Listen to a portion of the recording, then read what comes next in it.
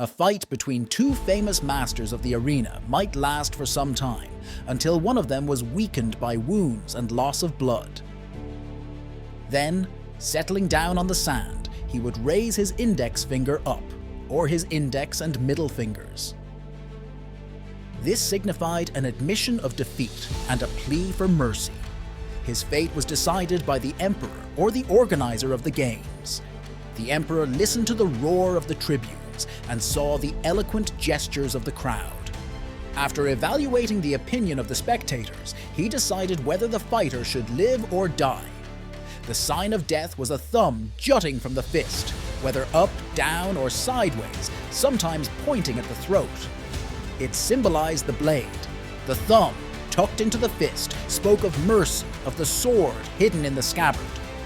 After the verdict, the winner put the blade in the hollow of the collarbone and pierced the loser to the heart. Fighters who received mercy were carried outside the arena.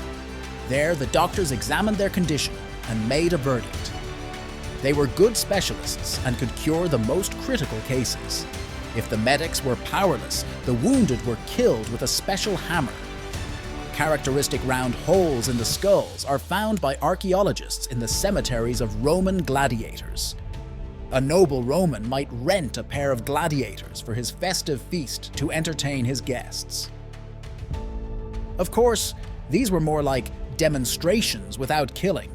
The fighters were well paid and had to be reliable, so they wouldn't cut up the gathered crowd.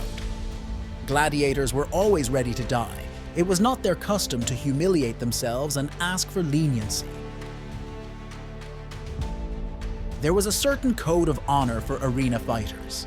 The saddest thing is that they didn't know before they went out on the sand with whom they would have to fight.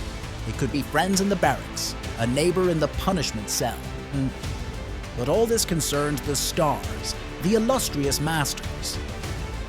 The bulk of the meat of the arena were criminals, members of mafia gangs, thieves, swindlers, oath-breakers, Christians, political opponents.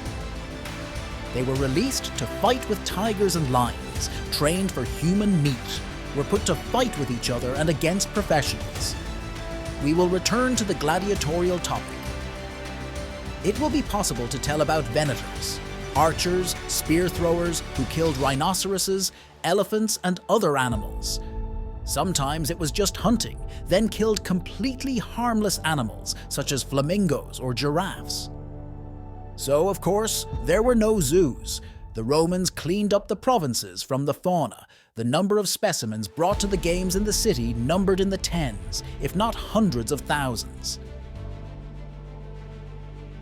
The subject of participation of gladiators in real fights and their difference from soldiers of regular army is also interesting.